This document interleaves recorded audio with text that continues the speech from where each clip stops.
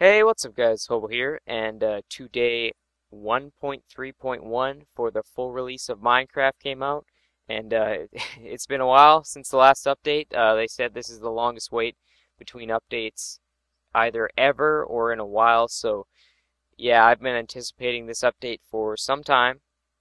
So like the last time, I made a little demonstration to show off the new features and blocks. Obviously, I didn't get to everything because I can't really show everything. Some things are performance updates and all that good stuff, but this little thing is a lot of the new things. So as you can see, I'm on my test world where I make all the redstone goodies and stuff like that. So here's my old demonstration, if you remember, for when jungles and stuff came out. Um, but this one is for 1.3. I made it kind of compact, similar to that, and let's get into it. So they introduced a number of new blocks and features. I'm going to cover some of the new in-game non-block slash gameplay stuff.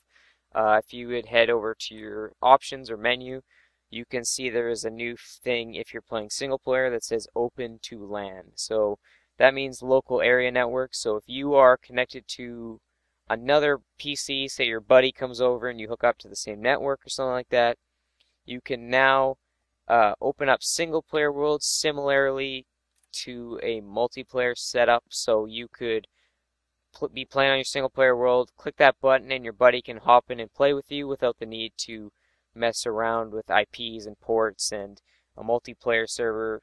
So that's pretty nice. I'm probably never going to use it, but it's pretty cool to have for those people who like to play in the same household and stuff like that.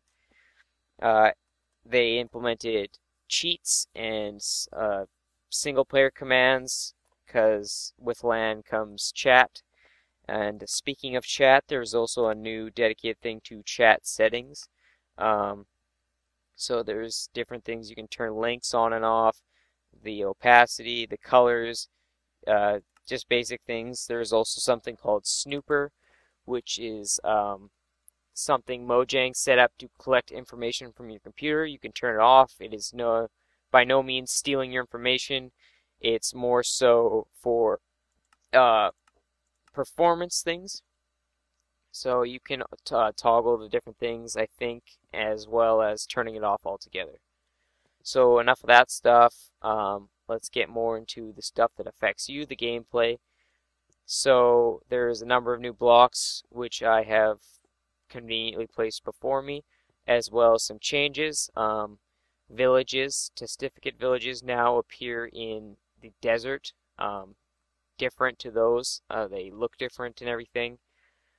There are also trading, which I will get to in a second with testificates. There is now jungle temples. I couldn't show you one, but if I do find one, I will make a video on it. Jungle temples are basically cobblestone temples you can find in the jungle, which have traps and loot and puzzles and things you can work towards, trying to stay alive in the jungle. So yeah, there's also temple or like pyramid temples in the desert, if I remember correctly.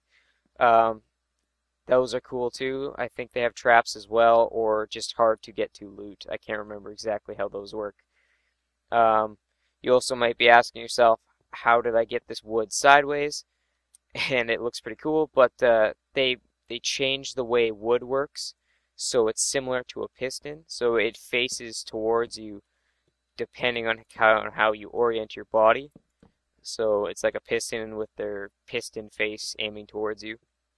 So now you can place wood sideways, have different patterns on your wall, use the actual block instead of just flooring now. You can actually use it as walls. So you could have like cool checkerboard patterns or whatever. You can also grow cocoa beans now on top of jungle wood only. You can find them on jungle trees, only like not every single one. You can just find them on a few. You can now like harvest them. They grow from this state to this state with a few in between, if I believe correctly, similar to wheat. But yeah, now you can harvest cocoa beans without scouring dungeons and trying to get brown wool that way. So that's nice. Turning around, there is a new ore type, which is very exciting, as well as a new decorative block that comes from the ore type. So this is emerald. This is the ore block itself. If I head over to, oh, by the way, new creative menu, very organized, different tabs for different things. You can also search for the block you want. This is similar to the old style where you could just have the list, but now you can have everything sorted conveniently, find it quicker, all the different types of potions and all that good stuff, and miscellaneous materials, so what I was looking for. So I'm going to grab a stack of emeralds. This is what you get when you mine this block. And if you put 9 of them into a crafting bench, you get one of these blocks, which is very nice looking. I'm a fan of green, so I might utilize some of this if I can find it. They also made it so you get experience from mining ores and doing various things in game instead of just killing mobs. And they also made it easier to level up instead of just increasingly large numbers of experience per level. They kind of have like a tiered system that requires less XP overall. And they changed enchanting a little bit, so like the max level instead of 50 is 30, and there's a greater likelihood to have multiple enchantments and stuff like that because enchanting wasn't really being utilized as much as it should just because it was a pain in the butt to get loads and loads of experience. Say if you wanted to enchant a full level 50 suit of armor, that took a while without an XP farm. But yeah, so that's cool. Moving along, I'm going to skip this for now. There's a new block type that is called a ender chest, and I believe it is created by making a chest in the crafting bench, but instead of wood you use obsidian, and in the middle you would have an eye of an ender, which of course is an ender pearl mixed with blaze powder.